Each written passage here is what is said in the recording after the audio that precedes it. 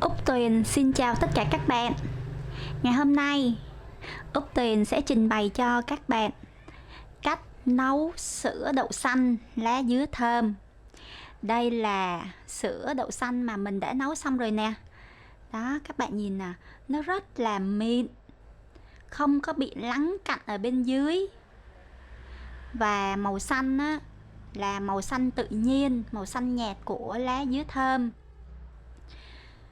Sữa đậu xanh thì rất là tốt cho sức khỏe, bổ sung nhiều vitamin và chất xơ, đặc biệt là giải nhiệt, rất tốt trong những ngày nắng nóng.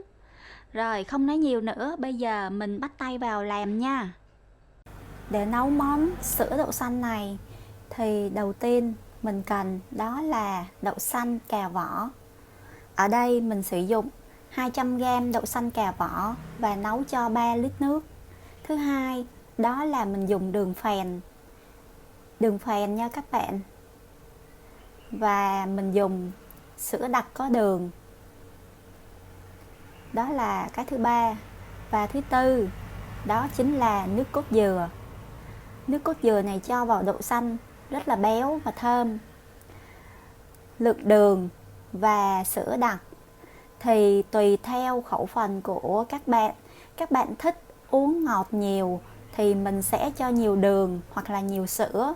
Còn nếu như bạn thích uống lạt thôi thì mình sẽ giảm lượng đường hoặc là lượng sữa lại nha. Rồi, bây giờ mình sẽ đi rửa đậu xanh và mình sẽ ngâm sạch cho nó nở ra. Mình ngâm khoảng 3 đến 4 giờ cho đậu xanh nở thịt nở ra. Sau đó mình sẽ luộc đậu lên. Còn lá dứa thơm này mình sẽ cắt ra thành từng bẹ và sau đó mình rửa sạch rồi bỏ vào máy xay sinh tố, xay lên nha. Đậu xanh của mình sau khi đã ngâm 3 đến 4 giờ đã nở và rất là mềm, mình chỉ cần bấm nhẹ là nó đã gãy đôi ra rồi. Bây giờ mình sẽ bỏ vào nồi và mình luộc nhừ nha. Mình sử dụng 3 lít nước, vừa luộc đậu, vừa xay luôn cả lá dứa thơm nha.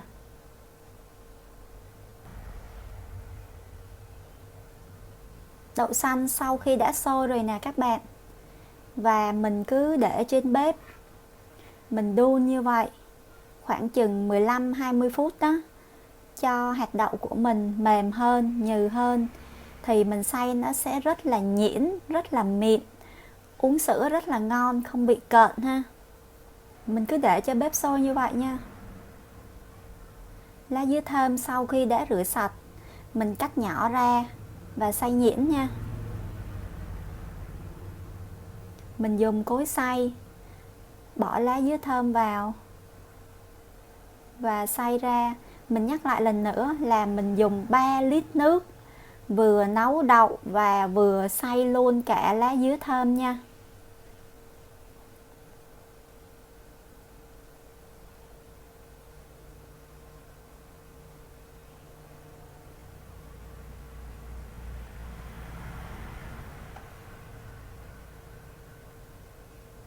Sau khi đã xay lá dứa xong, mình sẽ dùng một chiếc rây và lọc lấy lại cái phần bã.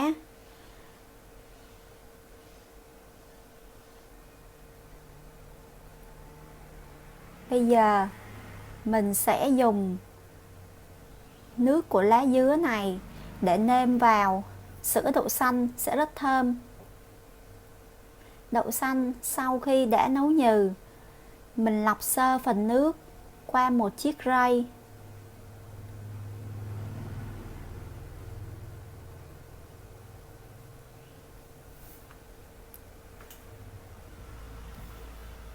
Bây giờ mình sẽ để cho đậu xanh và nước nguội đi. Không cần phải nguội hẳn đâu nha. Còn hơi ấm ấm thôi thì mình sẽ mang đi xay. Rồi mình cứ để yên như vậy cho đậu nguội nha.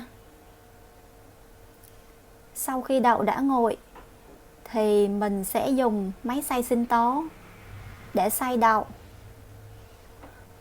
Mình cho đậu và cái phần nước luộc đậu vào chung với nhau.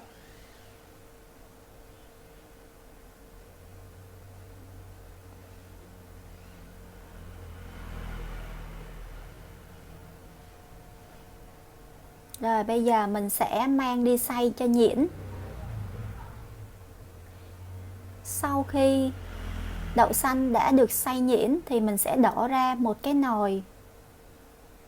Mình xay hết những phần đậu còn lại. Rất là mịn và thơm.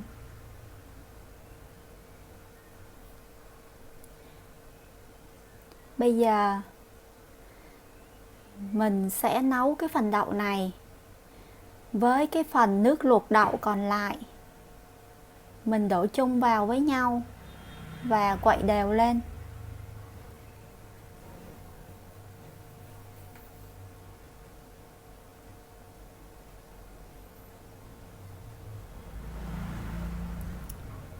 Các bạn quấy cho đều nha.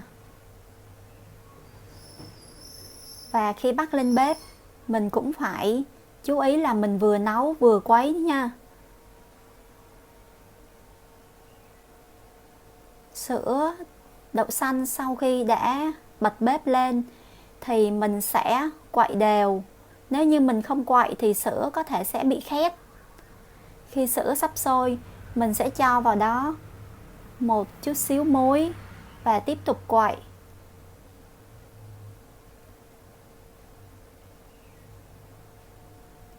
Các bạn phải thường xuyên quậy nha, nếu không là sữa sẽ bị cháy đó.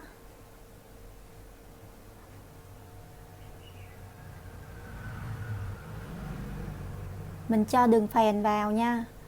Như hồi nãy đã nói, đường phèn các bạn thích ngọt thì mình cho nhiều, còn thích uống nhạt thôi thì mình cho ít nha. Tùy theo sở thích của mỗi bạn. Mình sẽ gia giảm lượng đường cho phù hợp.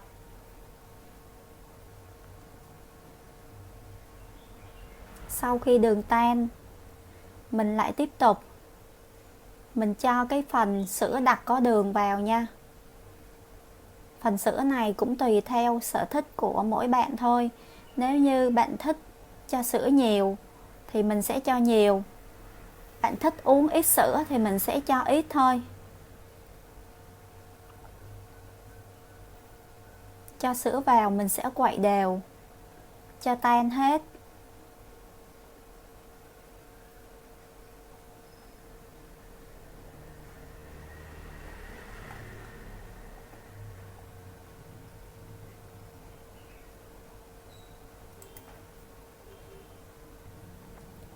Bây giờ mình sẽ cho lá dứa xay vào.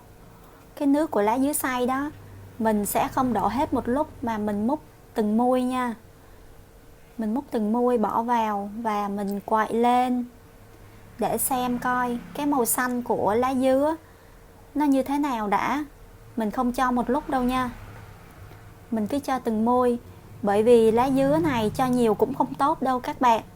Nó sẽ làm cho sữa đậu xanh có vị đắng. Cho nên mình cho từ từ thôi, để nhắm xem cái màu xanh của nó như thế nào đã. Nếu như bạn thích màu xanh ít thì bạn cho ít.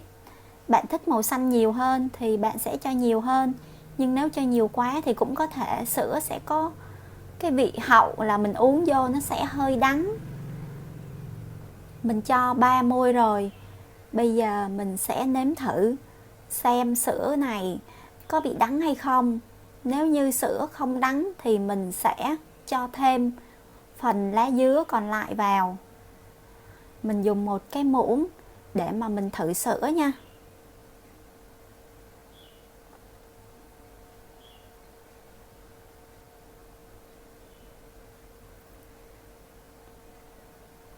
Mình thử sữa, thấy không có vị đắng cho nên mình có thể cho nốt cái phần lá dứa còn lại vào.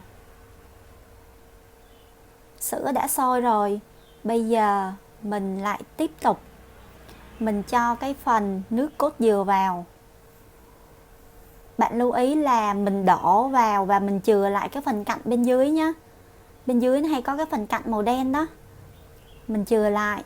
Và cái phần nước cốt dừa này mình sẽ không có nấu lâu đâu. Mình cho vào và khi thấy sữa vừa sôi lên là mình sẽ tắt bếp liền. Mình không có nấu lâu nha. Bởi vì khi mà mình đun lâu á là cái phần cốt dừa nó sẽ hóa thành nó sẽ ra thành dầu á, thành chất béo giống như là mỡ vậy đó, làm cho sữa đậu xanh sẽ không có đẹp và nhìn nó cũng có vẻ như là không ngon nữa. Cho nên mình không có nấu lâu, chỉ bỏ vào một chút xíu thôi rồi mình tắt bếp. Sữa đã sôi rồi nè các bạn, rất là nhanh. Rồi bây giờ mình có thể mình tắt bếp được rồi. Tắt bếp nha các bạn ơi, mình không đun lâu đâu nha, sữa đã sôi rồi. Tắt bếp thôi.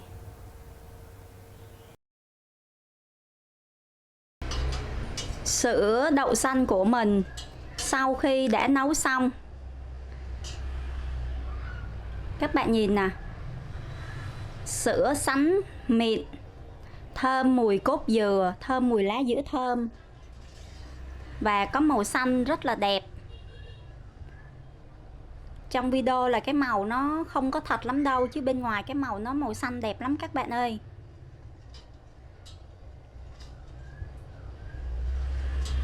Mình để nguội hơn và mình sẽ rót vào chai, sau đó mình bỏ trong ngăn mát tủ lạnh. Video của mình đến đây cũng là kết thúc rồi.